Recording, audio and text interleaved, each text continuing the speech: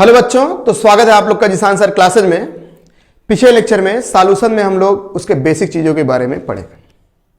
तो सॉल्यूशन में जो टॉपिक हम लोग पढ़ रहे थे वो था मोलैरिटी। विलयन को उसके सांद्रताओं के पदों में निम्न प्रकार से व्यक्त किया जाता है। उसमें पहला केस हम लोग पढ़ रहे थे मोलैरिटी। 1 लीटर विलयन में उपस्थित विलय के मोलों की संख्या मोलरता कहलाता है, या फिर हम लोग लिख सकते हैं 1000 ml विलयन में उपस्थित विलय के मोलों की संख्या विलयन की मोलरता कहलाता है। तापमान का प्रभाव पड़े थे। अगर किसी विलयन का तापमान बढ़ाया जाता है तो विलयन में उपस्थित कणों की ऊर्जा बढ़ती है, जिससे उसके आयतन में वृद्धि होता है, और अगर आयतन बढ़ता है तो मोलरता घटता है। क्लियर बात, ये हम लोग पढ़े हुए थे। तो आज हम लोग सबसे पहले जो बात करेंगे वो मोलैरिटी डायल्यूशन की। तन्यता के दौरान मोलैरिटी क्या होता है?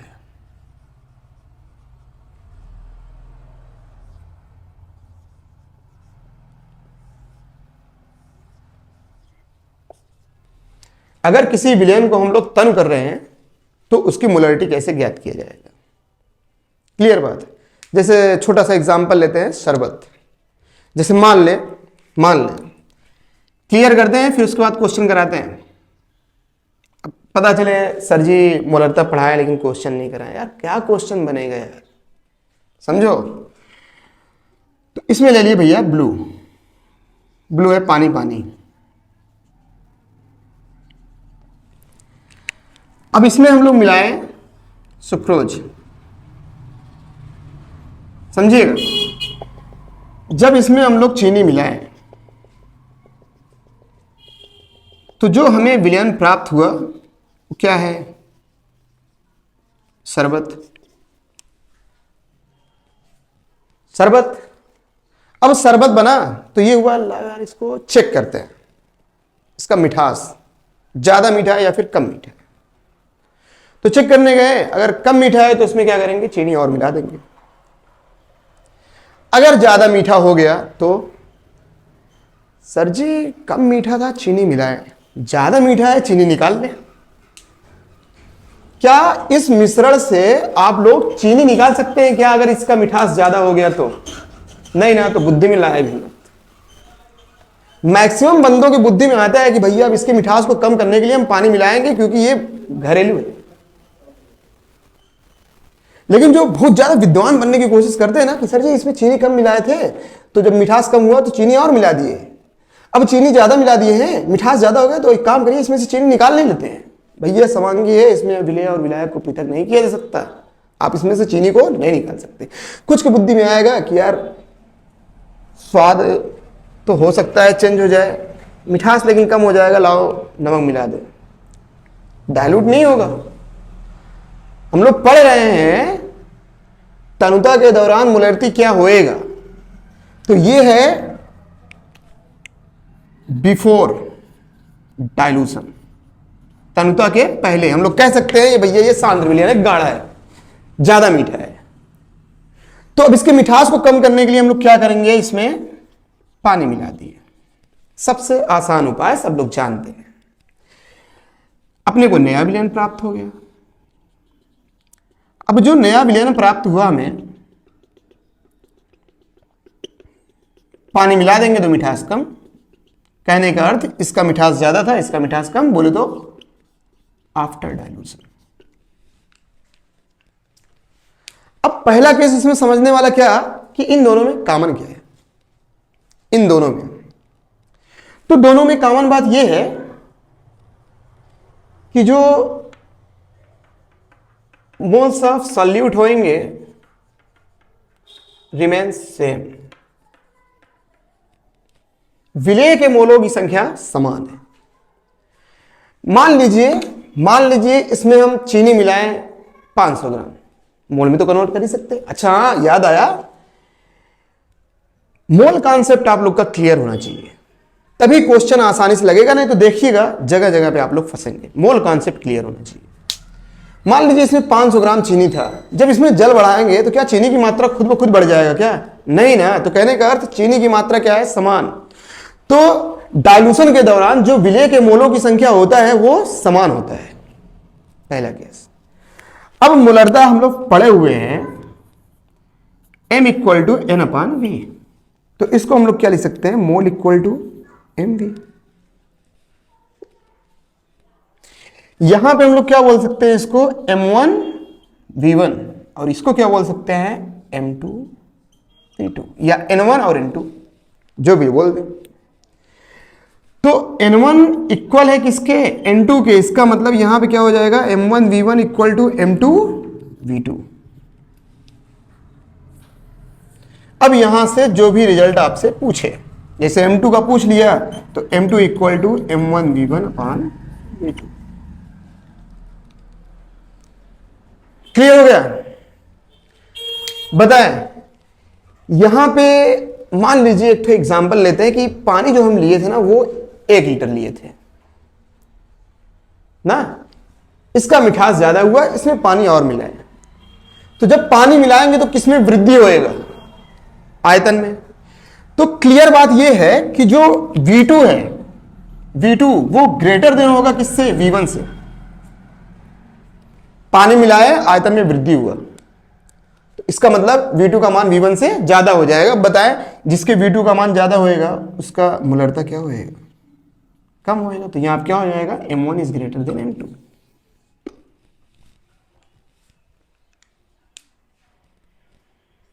क्लियर। तो ये था मोलरिटी डाइल्यूशन। थोड़ा सा हम यहां बात करते हैं ना नॉर्मलिटी की, ये भी क्लियर कर देना, फिर दोनों साथ में लग जाएंगे। नॉर्मलिटी बोले तो नॉर्मलता। अब यहां से दोनों को साथ में देखते हैं। ये दूसरा केस है। तो नॉर्मलता बोलता है 1 लीटर विलयन में उपस्थित विलय के ग्राम तुल्यांकों की संख्या विलयन की नॉर्मलता कहलाता है। तो नॉर्मलता इक्वल टू ग्राम इक्विवेलेंट। बताएं, ग्राम इक्विवेलेंट हम लोग मोल कॉन्सेप्ट में पढ़े हुए ना, अपान वॉल्यूम किसमें, लीटर। तो ये क्या है, विलय, विलय का ग्राम तुल्यांक अपान विलयन का आयतन लीटर में। तो 1 लीटर विलयन में उपस्थित विलय के ग्राम तुल्यांकों की मात्रा विलयन की नॉर्मलता कहलाता है। अब यहां पे ग्राम इक्विवेलेंट हम लोग जानते हैं, gram equivalent equal to weight upon equivalent weight. आप देख लीजिए मोल कॉन्सेप्ट में पढ़ाए हुए हैं case. Gram equivalent equal to भार बटे तुल्यांकी भार, और यहां पे तुल्यांकी भार भी हम लोग जानते हैं, equivalent weight equal to molecular weight upon valence factor या फिर N factor. N factor valency भी हो सकता है, change in oxidation number, H plus OH minus, सब बताए हुए हैं मोल कॉन्सेप्ट में। क्लियर बात। तो नॉर्मलता कहते किसे हैं, 1 लीटर विलयन में उपस्थित विलय के ग्राम तुल्यांकों की संख्या विलयन की नॉर्मलता कहलाता है। अब ग्राम तुल्यांक बराबर क्या होता है, वेट अपान भार बटे तुल्यांकी भार। तुल्यांकी भार बराबर क्या होता है, अणुभार बटे एन फैक्टर। तो ये हम लोग एन फैक्टर, ये सारे केस हम लोग पढ़े हुए हैं मोल कॉन्सेप्ट में, चेक कर सकते हैं। यहां पर रिलेशन की बात करते हैं तो जो नॉर्मलता होता है वो इक्वल होता है मोलरता इंटू एन फैक्टर की, एन फैक्टर के या वैलेंस फैक्टर जो भी लिख लें, ये भी देखेंगे वहां पे लिखे हुए। तो अगर हम लोग बात करें मोलरता का, तो मोलरता बराबर क्या हो जाएगा, नॉर्मलता अपॉन एन फैक्टर। तो आए यहां पे हम लोग लिख सकते हैं इस जगह पे n1 upon N factor into V1 equal to n2 upon N factor, cut जाएगा।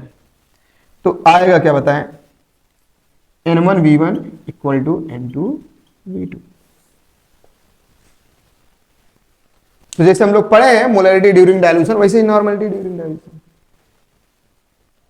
क्लियर।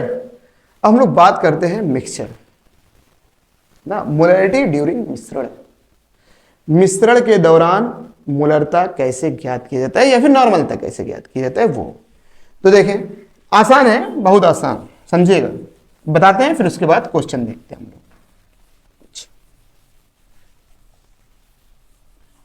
ये नॉर्मल था, उन्होंने तो पढ़े थे, ये सब इजी केस, अब इनके बारे में क्या ही लंबा लेके जाए, समझ रहे हैं।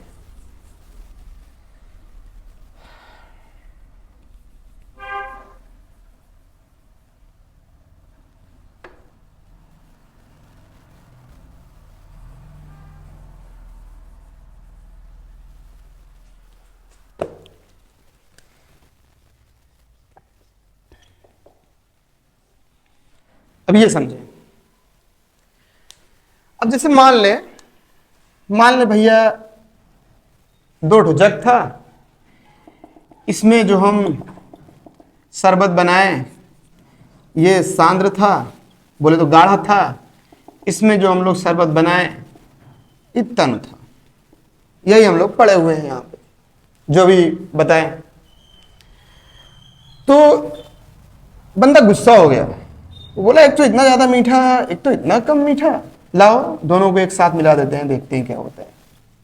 ये तो जैसे इसमें मिलाएंगे तो इस विलयन की हमने को क्या बताना होएगा, मोलरिटी। वही चीज है, हम बोल दिए जो सॉल्यूशन है HCl का, HCl का सॉल्यूशन। अब इनसे जो हमें नया विलयन प्राप्त होएगा, इन दोनों के मिश्रण से नया विलयन,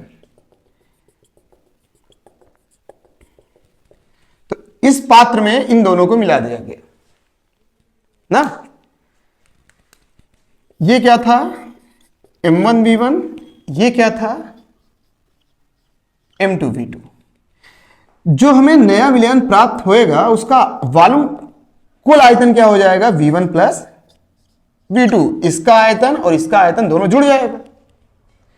M नेट अपने को ज्ञात करना है, या फिर M नेट बोल दें या फिर M टोटल बोल दें। ये इक्वल होएगा किसके, M1V1 प्लस M2V2 के।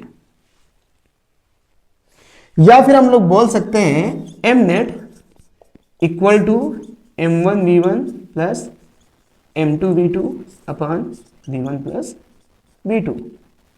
और अगर यही हम लोग नॉर्मलता की बात कर दें, नॉर्मलता की, तो नॉर्मलता भी हो जाएगा N net equal to N1V1 plus N2V2 upon V1 plus V2। ये तो मिश्रण के दौरान मोलरता और नॉर्मलता ज्ञात करना, नए विलयन जो हमें विलयन प्राप्त होता है, दो विलयन के मिश्रण से जो हमें नया विलयन प्राप्त होता है, इस विलयन की मोलरता या नॉर्मलता कैसे ज्ञात किया जाता है। क्लियर बात। तो आए देखें, मोल कॉन्सेप्ट में भी देखेंगे, वहां भी ये केस रहा होगा, वहां पे हम पढ़ाए नहीं थे, अब यहाँ पे केस बन गया है, तो यहाँ पे हम लोग क्वेश्चन ट्राई करेंगे। तो आज देखते हैं मोलरता और नॉर्मलता से रिलेट करके क्वेश्चन किस किस टाइप के बनते हैं, ट्राई करते हैं। देखिए क्वेश्चन है 6 ग्राम यूरिया को 250 ml पानी में घोला जाता है, तो विलयन की मोलरता ज्ञात करें। इसी क्वेश्चन से स्टार्ट करते हैं। अब यहां पे बंदों की बुद्धि में आएगा, सर जी इतना इजी तो ना करवाइए कि गिल्ट फील हो। तो हम देखे हुए हैं ऐसे बंदों को जो इसको भी गलत कर जाते हैं। तो ये क्वेश्चन उन्हीं के लिए है ना, जो होशियार बंदे हैं ना, वो रुके रहे हैं अभी। विलय के मोलों की संख्या अपान विलयन का आयतन लीटर में, यहां पे बोला 6 ग्राम यूरिया, बोले तो 6 यहां पे आया, 250 यहां पे, क्वेश्चन खत्म। उनके लिए ये क्वेश्चन, समझ रहे हैं। तो क्वेश्चन में बोल क्या रहा है, 6 ग्राम यूरिया, फार्मूला क्या है, विलय के मोलों की संख्या। तो इसको हम लोग किस में कन्वर्ट करेंगे, मोल में। मोल कॉन्सेप्ट जिनका क्लियर, वो यहां पे रुकेंगे नहीं, समझ रहे हैं। वहां भी क्वेश्चन करवाए हुए हैं, आप लोग चेक कर सकते हैं। तो यूरिया है NH2 CO NH2, इसका जो मोलर मास बोले तो मोलर द्रव्यमान होता है, या फिर अणुभार बोल दें 60। मोल बराबर क्या होता है, भार बटे अणुभार। तो यहां पे क्या हो जाएगा, मोलरिटी इक्वल टू 6 बटे 60। मोल बराबर भार बटे अणुभार। आयतन की बात करते हैं, तो आयतन अपने को कितना दिया हुआ है, 250 ml में दिया हुआ है, इसको लीटर में कन्वर्ट करते हैं। कटेगा 6 धामा 60, 250 चौका 1000, तो क्या बनेगा 4/10, 0.4 आंसर। क्लियर बात? हाँ, अगला क्वेश्चन देखें।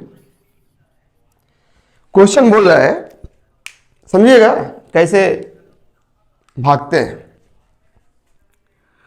18 ग्राम ग्लूकोज, 18 ग्राम ग्लूकोज को 1 लीटर पानी में घोला जाता है, तो विलयन की मोलरता ज्ञात करें। अब देखें, जैसे अगर ये क्वेश्चन बोल दिया कि 18 ग्राम ग्लूकोज को 1 लीटर पानी में घोला जाता है तो विलयन की मोलरता ज्ञात करें। क्वेश्चन क्या हो जाएगा भैया, आसान हो जाएगा, कर जाएंगे। अब ग्लूकोज है C6H12O6, इसका जो अणुभार होता है 180। तो कहेंगे सर जी बोले कि 18 ग्राम ग्लूकोज को 1 लीटर पानी में घोला जाता है, विलयन की मोलरता, तो मोलरता बराबर जानते हैं हम लोग, विलय के मोलों की संख्या अपान विलयन का आयतन लीटर में। यहां पे क्या हो जाएगा, 18/180/1 लग जाएगा आसानी से, आंसर भी आ जाएगा 1/10, 0.1। परंतु यहां पे क्वेश्चन ये है नहीं। क्वेश्चन में हम थोड़ा सा बदलाव लाते हैं। बदलाव इसके बाद का जो क्वेश्चन बनता है, बोला कि 18 ग्राम ग्लूकोज को 1 लीटर पानी में घोला जाता है, यदि तापमान को बढ़ाकर पानी का 1/4 भाग, 1/4 बोले तो 1/4, 1/4 भाग वाष्पित कर दिया जाता है, वाष्पित कर दिया जाए तो विलयन की मोलरता ज्ञात करें। क्वेश्चन समझे? एक बार और समझे। 18 ग्राम ग्लूकोज को 1 लीटर पानी में घोला जाता है तथा तापमान को बढ़ाकर पानी का 1/4 भाग वाष्पित कर दिया जाता है, तो विलयन की मोलरता ज्ञात करें। तो यहां पे क्या होएगा, अब 1/4 भाग इसका वाष्पित हुआ। डायरेक्ट भी बता सकते हैं भैया 1 लीटर का 1/4 कितना होगा, 0.25 बोले तो चौथा हिस्सा, या फिर आप लोग निकाल सकते हैं यहां पे वाष्पित पानी, वाष्पित पानी कितना है, 1/4 है। तो जो अपने पास शेष बचेगा, शेष बचेगा वो कितना, 1 - 1/4। 1 लीटर था, 1 लीटर में से 1/4 घटा दे वाष्पित पानी को, तो यहां पे क्या हो जाएगा, 4 × 1 = 4, 3/4, या फिर लिख सकते हैं 0.75। अब यहां पे क्वेश्चन लगेगा, मोलरिटी इक्वल टू 18/180 यहां पे 1 लीटर लिख नहीं सकते, यहां पे क्या हो जाएगा 3/4 लिख दे, या फिर 0.75 लिख दे, जो भी ना। तो बताएं, ये कटेगा, यहां पे क्या हो जाएगा, 1/10 ऊपर जाएगा 4 और 10 × 30, ये यहां पे ये हम जब इसको काटने जाएंगे हम लोग तो दशमलव 0 उतारेंगे, 30 × 1 = 30, 10 बचेगा 0, 30 × 3 ये आंसर आ गया। समझ रहे हैं ना क्वेश्चन, इस टाइप का। अगला क्वेश्चन देखें। क्वेश्चन बोला कि 1 मोलर 1 लीटर ग्लूकोज विलयन में, 1 मोलर 1 लीटर ग्लूकोज विलयन में ½ मोलर 1 लीटर ग्लूकोज विलयन को मिला दिया जाता है,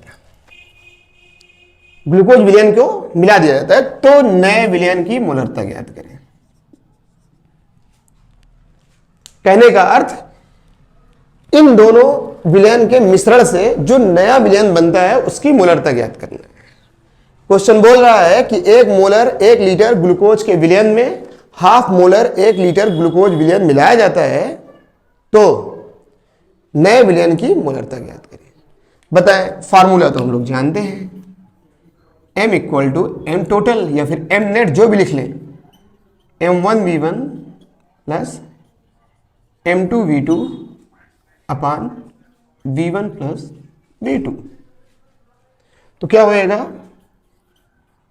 M नेट = M1 कितना है भैया 1, V1 भी 1, प्लस M2 कितना है 0.5, इंटू V2 कितना है 1 अपान 1 प्लस V1 और V2।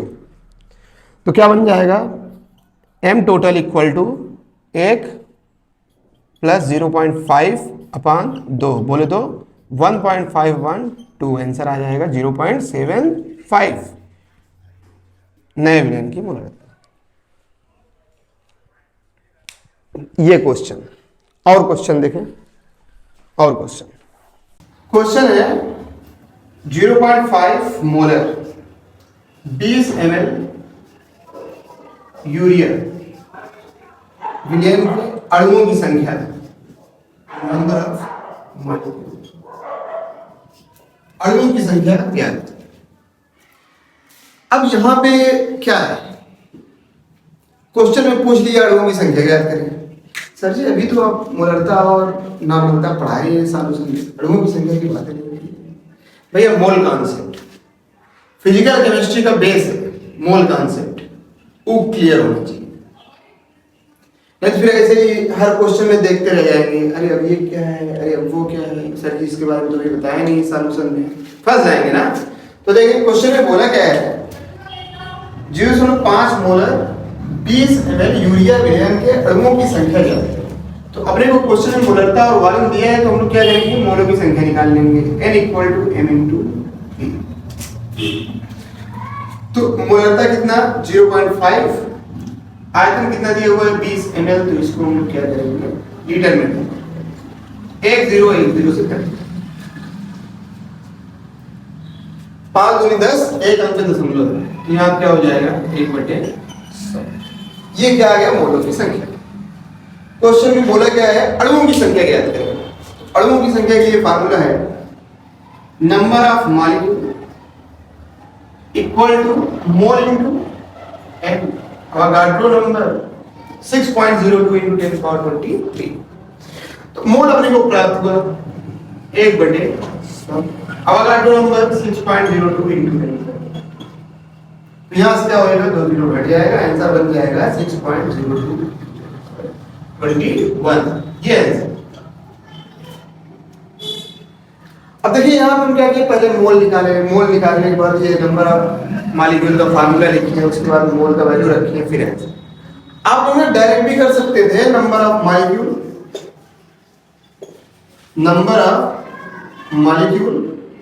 Equal to mole into N है, तो मोल के स्थान पर हम लोग डायरेक्टली क्या लिख सकते हैं m into b into n है।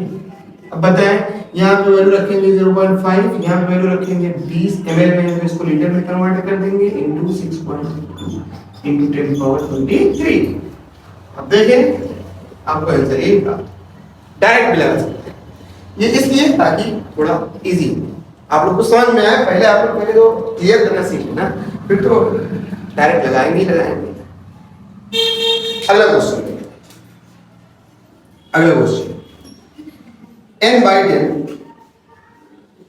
n/10 200 ml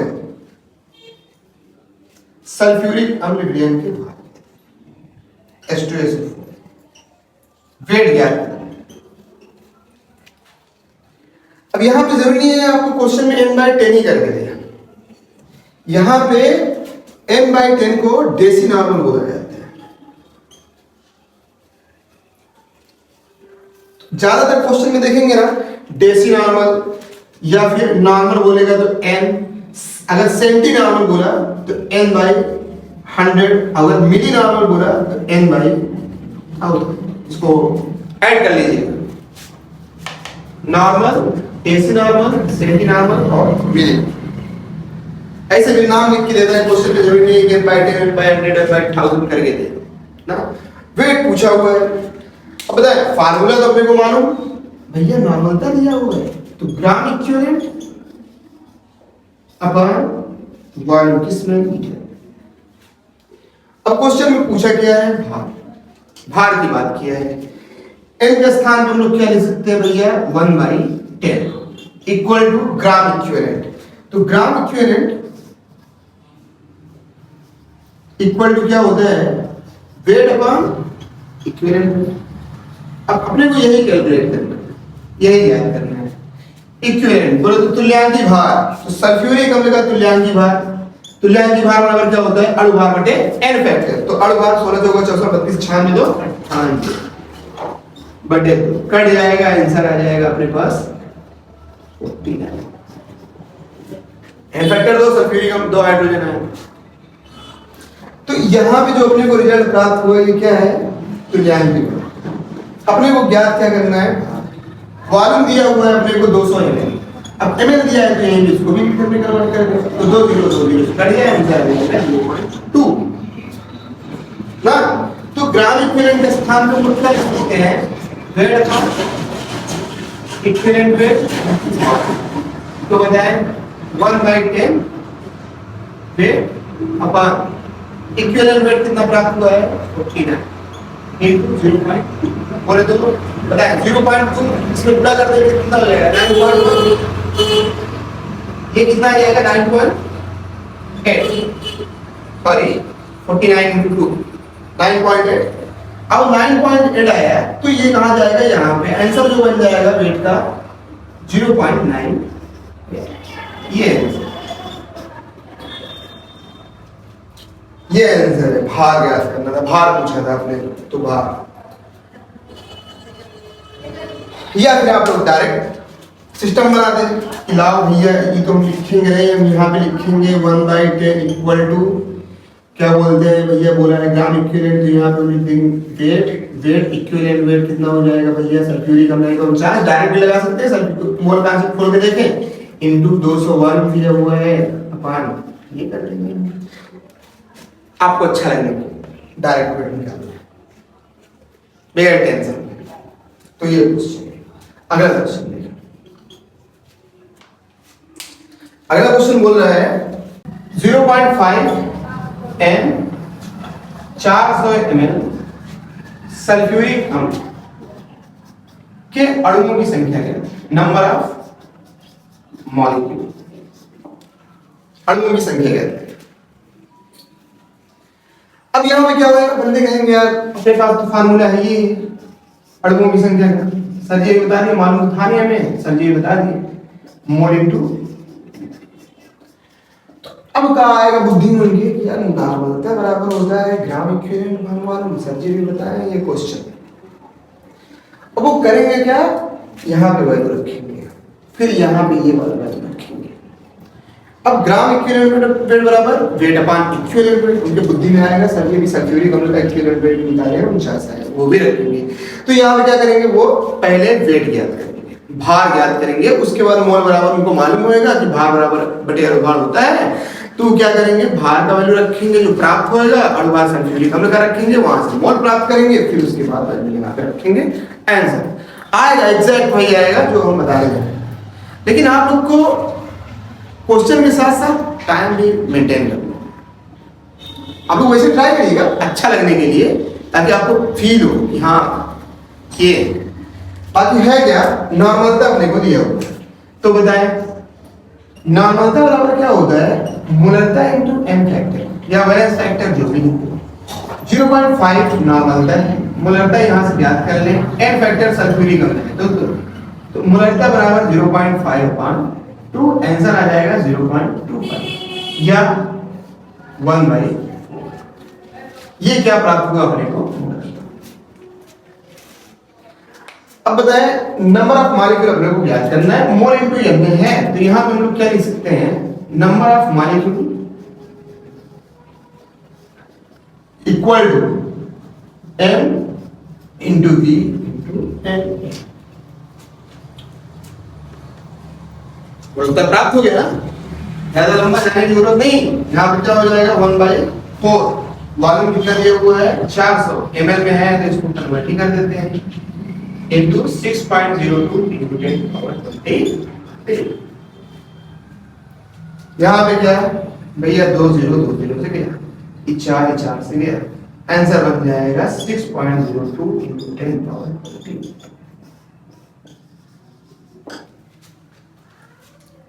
ट्राई कर ले वैसे जैसे भी बताए, आंसर आपको यही प्राप्त है। ठीक है, अगला क्वेश्चन देखते हैं। क्वेश्चन बोल रहा है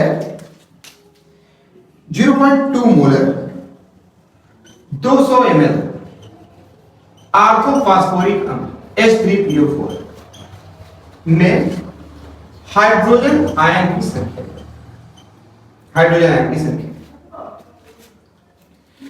0.2 मोलर 200 ml आर्थोफॉस्फोरिक अम्ल में हाइड्रोजन आयन की संख्या ज्ञात करें। तो देखिए जैसे number of ion, number of electron, number of proton, number of neutron, number of atom, number of molecule सब एक ही जगह करवाए हुए मोल कॉन्सेप्ट में चेक करें, सब एक ही जगह। तो क्या बन जाएगा, number of ion equal to mole into Na into number of ion किसका, हाइड्रोजन। तो बताइए क्या हो जाएगा, 0.2 मोलर है तो यहाँ क्या हो जाएगा 0.2 m इंटू भी लिख देते हैं ना, 200 बटे 1000 इंटू Na इंटू 3। यहाँ पे क्या हो जाएगा 2 0 2 0 से कट जाएगा, 3 दूनी 6 दूनी 12, 1.2। अब 1.2 है तो 10 से भाग करेंगे तो क्या हो जाएगा 1 इंटू, या फिर हम लोग लिख सकते हैं इसको 12 इंटू 6.02 इंटू 10 पावर 21। ये रहा आपका आंसर। ये एक क्वेश्चन और क्वेश्चन है 0.1 N हाइड्रोक्लोरिक अम्ल का सॉल्ट तथा 0.2 N सल्फ्यूरिक अम्ल का 200 प्लस 0.1 N नाइट्रिक अम्ल का सॉल्ट विलयन। तो परिणामी विलयन का नार्मलता क्या है, नार्मलता बोले तो N टोटल अपने को निकालना है। बताएं यहां पे क्या हो जाएगा, N total equal to N1V1 plus N2V2 plus N3V3। 3 मिश्रण है तो 3 के लिए V1 plus V2 plus V3, यही ना बनेगा। बताएं N1 क्या है 0.1, V1 कितना 100 plus 0.2 into 200 V2 plus 0.1 into 100 अपान V1 plus V2 plus V3। V1 V2 और V3 कितना हो जाएगा भैया 400।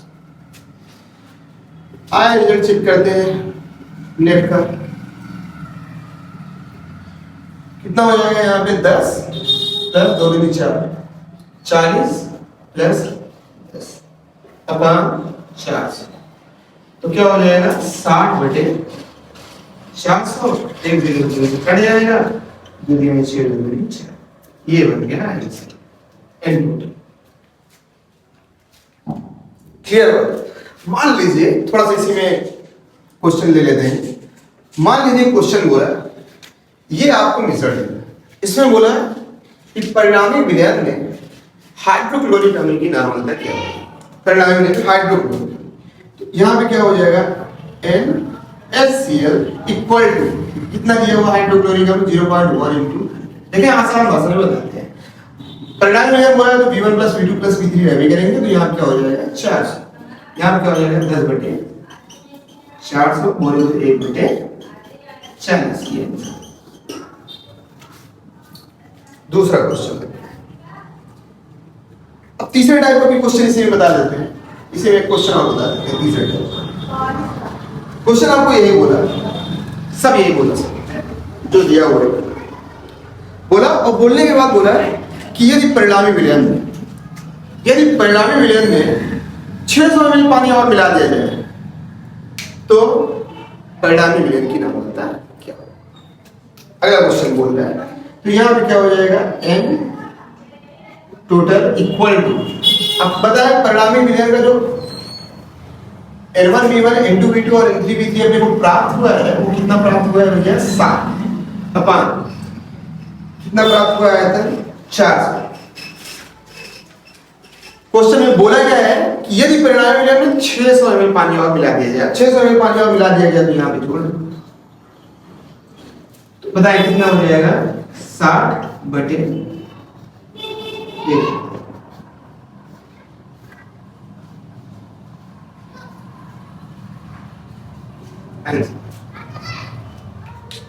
यही ना है, बताइए एनमल वीवर इनटू V2 N3V3 को कितना प्राप्त होगा, 60। बोल रहा है परिणामी विलयन, तो परिणामी विलयन ये था, इसमें 600 ml पानी और मिला दिया गया, तो 600 और मिला दिया जाएगा तो ये कितना हो जाएगा आंसर। तो ये अभी आप लोग को क्वेश्चन भी देते हैं, ट्राई करिएगा, बेहतरीन क्वेश्चन देंगे। अब लोग बात करेंगे विलयन की पहचान, उसकी प्रकृति का पहचान करना कि वो अम्लीय प्रकृति का है या फिर क्षारीय प्रकृति। देखिए कैसे पहचानेंगे विलयन की प्रकृति अपने को चेक करना है कि विलयन अम्लीय प्रकृति का है या फिर क्षारीय प्रकृति। Find the nature of mixture of solution. विलयन की प्रकृति का पहचान करेंगे, बहुत आसान है। देखें 3 केस बनता है इसमें, NB नार्मलता इनटू वॉल्यूम एसिड का अगर ज्यादा हुआ बेस, कॉमन बात। विलयन किस प्रकृति का होगा भैया, एसिड, अम्लीय प्रकृति का। दूसरा केस बनता है अगर दोनों इक्वल हो गए, NB एसिड इक्वल NB, तब क्या हो जाएगा भैया, एसिड। बहुत आसानी से पहचान लेंगे आप लोग, बहुत आसानी से। NB acid less than NB base, तब जो प्रकृति होएगा विलयन का वो बेसिक। ये 3 केस बनता है। आप आसानी से क्वेश्चन को सॉल्व कर सकते हैं। देखिए जैसे मान लीजिए क्वेश्चन है 0.2 NaCl का 20 ml, इसी में 0.1 N सोडियम हाइड्रोक्साइड का 30 ml। तो ये रहा मिश्रण। अब इस मिश्रण की प्रकृति बताना है कि इसकी प्रकृति होएगी, अम्लीय होएगी या फिर क्षारीय। मिश्रण किसका है, अम्ल और क्षार है कि नहीं। तो बताएं, यहां पे हम लोग N और V की गणना कर लेते हैं। 0.2 इंटू 20 कितना आ जाएगा भैया, 2 4। यहां पर जब चेक करने जाएंगे हम लोग N कितना दिया हुआ है 0.1, V कितना दिया हुआ है 30, तो आंसर क्या बन जाएगा 3। तो कहने का जो विलयन की प्रकृति होएगा वो क्या, क्यों, क्योंकि NB एसिड का मान NB बेस से ज्यादा। बहुत आसानी से क्लियर कर सकते हैं। बस एक आध आप लोग कंफ्यूज होंगे, बताते हैं अभी। और एग्जांपल देखिए, जैसे 0.4 molar HCl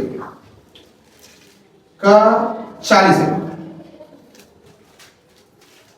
plus 0.2 N calcium hydroxide का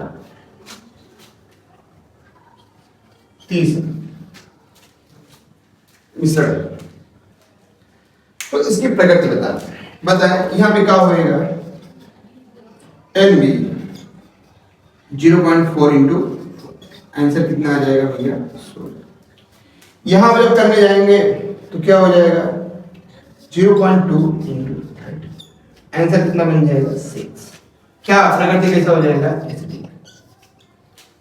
अब बताएं, जैसे यहां पे क्या दिया हुआ था, मोलरता। तो मोलरता दिया हुआ है, नॉर्मलता हम कन्वर्ट करने भी जाएंगे तो मोलरता इनटू वैलेंसी इसका कितना हो जाएगा 1, फिर भी तो वैल्यू उतनी यही प्राप्त होगा। क्लियर बात।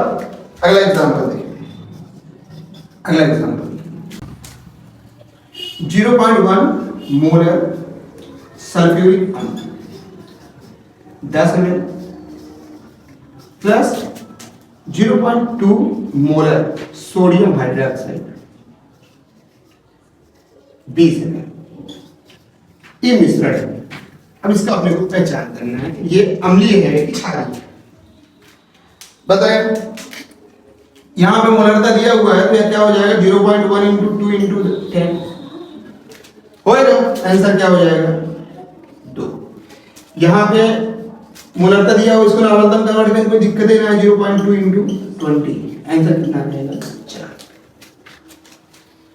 मोलरता दिया हुआ है, नामांतन कन्वर्ट करेंगे, नामांतन इक्वल टू क्या होता है मोलरता इनटू वैलेंसी, तो मोलरता इनटू वैलेंसी एन फैक्टर ना। अब यहाँ पे एन फैक्टर सोडियम हाइड्रोक्साइड का एक वही करता है, तो बताएं क्या होगा इसका nature basic.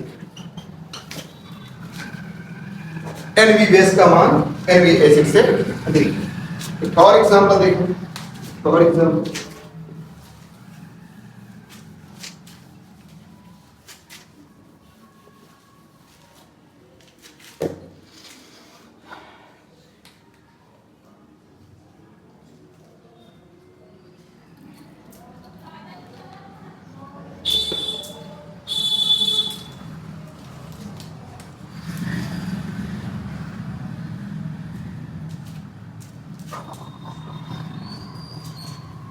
0.1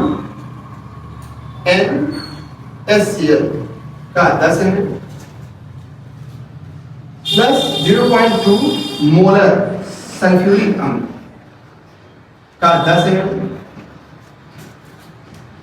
plus 0.4 sodium hydroxide का 20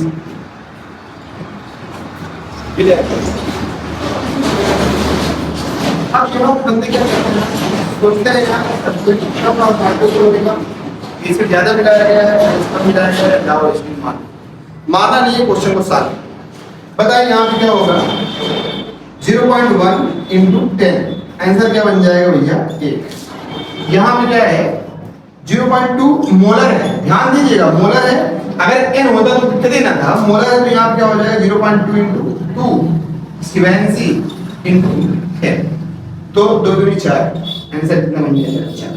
यहाँ पे आ जाए क्या बनेगा 0.4 मोलरता, मोलरता नहीं तो कोई दिक्कत नहीं है, यहाँ पे सोडियम हाइड्रोक्साइड तो है, कौन सा है यहाँ कुछ और है, कितना बन जाएगा। तो एसिड कितना बन रहा है 5, बेस कितना है 8, प्रकृति कैसा हो जाएगा। विलयन के प्रकृति की पहचान कैसे किया जाए। अब बात करते हैं हम लोग मोलैलिटी, मोलरता, मोलरता कहते हैं मोलैलिटी बोले तो मोलरता।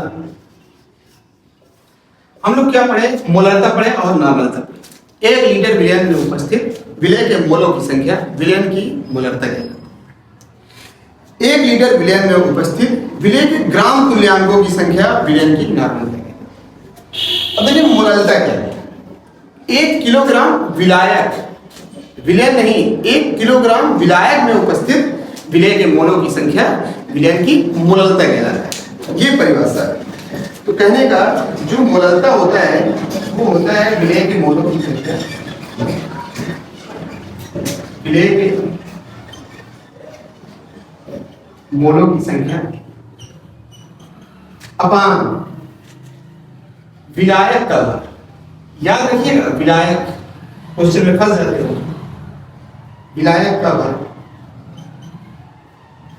इसमें किलो, या आप लोग इसको ऐसे भी लिख सकते हैं m equal to n upon weight. किसमें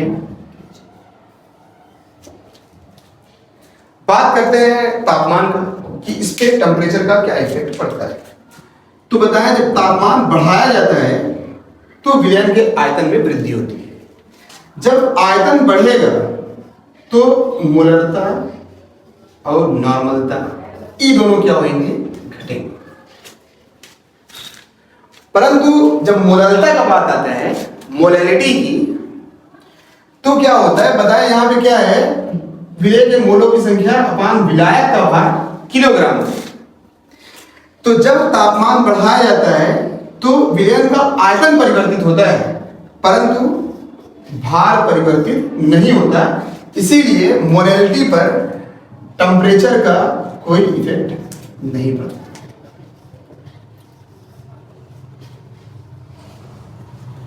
मोलैलिटी पर तापमान का कोई प्रभाव नहीं पड़ता। तो ये मोलल था। क्वेश्चन देखिएगा, यदि 100 ग्राम विलयन में 54 ग्राम यूरिया उपस्थित, तो विलयन के मोललता की गणना। ये क्वेश्चन। अब होगा क्या, बंदों की बुद्धि में आएगा 100 ग्राम विलयन में 54 ग्राम यूरिया, ग्राम लिख दिया है, सर जी बताए हैं विलय के मोलों की संख्या मोल बराबर भार बटे अणुभार। तो क्या करेंगे, यहाँ पे मोलैलिटी बराबर लिख देंगे 54 बटे 60 बटे विलयन कितना दिया हुआ है, 100 ग्राम में दिया है, क्वेश्चन में किलोग्राम बोला है, तो यहाँ हम कर देंगे 1000। यहाँ पे क्या करते हैं बंदे, क्वेश्चन को कर देते हैं। अब यहाँ पे करना क्या है समझे, फार्मूला क्या बोल रहा है, विलय के मोलों की संख्या अपान विलायक का भार, नॉट विलयन का भार। अब विलायक का भार बोला है, आप यहाँ पे 100 रख दिए तो 100 तो विलयन का भार है ना, तो बताएं अपने को क्या बोला गया, विलयन बराबर होता है, अब इसका यूज बहुत आएगा, विलय प्लस विलायक, विलायक ये होता है। विलयन कितना दिया हुआ है भैया 100 ग्राम, विलय कितना है 54 ग्राम, अपने को विलायक क्या करना है ज्ञात करना है। ये सही नहीं है, यहाँ पे आप 100 रखते हैं, क्वेश्चन सही हो जाएगा। ये विलयन का भार, तो बताएं क्या होएगा, जो अपने को विलायक का भार प्राप्त होएगा 100 माइनस 54 बोले तो 46, ये विलायक का भार, विलायक का। अब क्या रख दें, मोललता इक्वल टू 54 बटे 60, भार बटे अणुभार, मोल बराबर यूरिया अपन 46 ग्राम में है, तो क्या हो जाएगा, तो अब क्या होएगा, कुछ नहीं होएगा, काट दो 60, यहाँ पे क्या हो जाएगा, ऊपर लेके जाएंगे तो ये हो जाएगा 9000, और ये क्या हो जाएगा 460, कट जाएंगे 45 दाऊंगा 450, बोले तो 20, नियर अबाउट 20। तो ये मोलैलिटी। और क्वेश्चन मोलैलिटी के कराएंगे, फिलहाल अभी हम आपको क्वेश्चन देते हैं, आप लोग क्वेश्चन को ट्राई करें। अगले लेक्चर में molality, mole fraction, formality, part पर मिलियन, ये सब देखेंगे। आप लोग चैनल को शेयर एंड सब्सक्राइब